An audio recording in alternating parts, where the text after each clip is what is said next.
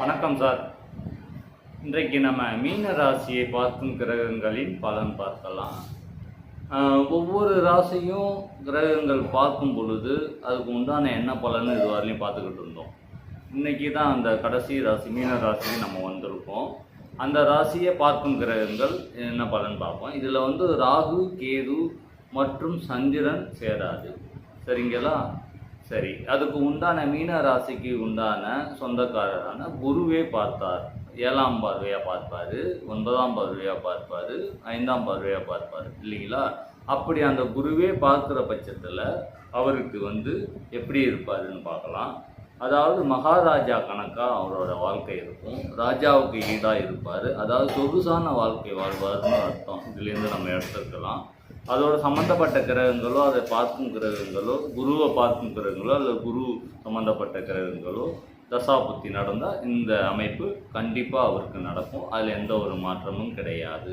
சூரியன் பார்த்தார்னா ஒரு சில சட்டவிரோத செயல்களை செய்வார். சட்டவிரோத செயல்கள்னால் அதாவது அரசு இதில் எந்தெந்த செயல்லாம் செஞ்ச சட்டவிரோதம்னு சொல்லுதோ ஆனால் அதே அரசும் செய்யும். இப்போ மது விற்பது, அதாவது மது காய்ச்சுவது, சாராயம் காய்ச்சுவது தவறுன்னு அரசு சொல்லுது. ஆனால் அரசே அந்த வேலையை செஞ்சுட்டு இருக்குது பார்த்தீங்களா? இந்த மாதிரி ரீதியாக அவர் வேலையை செய்வார். அதாவது ஒரு ஒயின் ஷாப்லேயோ அல்லது ஒரு ஊழல் சம்மந்தப்பட்ட துறையிலையோ இவர் வேலை செய்வாருன்னு அர்த்தம். அந்த மாதிரி அமைப்பில் இருப்பார். அது சூரியன் பார்த்தார்னா. செவ்வாய் பார்த்தா கொஞ்சம் அடித்தடியில் ஆர்வம் மிக்கவராக இருப்பார். இதே வேலையை தான் சூரியன் செய்கிற வேலையை தான் அவரும் செய்வார்.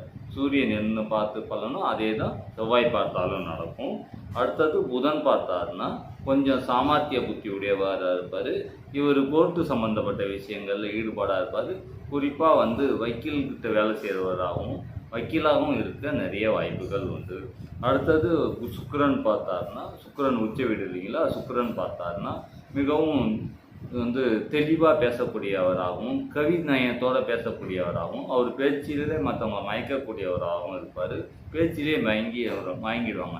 இவர் பொதுவாக இந்த புரோக்கர் சம்மந்தப்பட்டது, பைனான்ஸ் துறை இந்த மாதிரி அமைப்பில் இருக்கிறதுக்கு நிறைய வாய்ப்புகள், ஏஜென்சி இந்த மாதிரி லைனில் இருக்கிறதுக்கு நிறைய வாய்ப்புகள் உண்டு. சனி பார்த்தாருன்னா இவருக்கு நிறைய தோசை எதெல்லாம் செய்யக்கூடாதோ அதெல்லாம் செய்வார். அந்த மாதிரியான அமைப்பில் இருப்பார். இரவுனா தூக்கத்துக்காக இருக்கு இல்லையா? ஆனால் இவர் இரவு ஃபுல்லாக முடிச்சுக்கிட்டு இருப்பார், பகல் ஃபுல்லாக தூங்குவார். அந்த மாதிரி ஒரு அமைப்பில் இருக்கும். அதாவது எதெல்லாம் செய்யக்கூடாதோ அது ஏற்குமாறாக செய்யக்கூடிய தன்மையில் இருப்பார். அந்த மாதிரி ஒரு அமைப்பு. முடிவாக இவருக்கு இரவு வேலை, செக்யூரிட்டி வேலை இந்த மாதிரி அமைப்புகள் ஏற்பட வாய்ப்புகள் இருக்குது. நான் மீண்டும் நாளை இன்னும் பல ஜோதிட தகவல்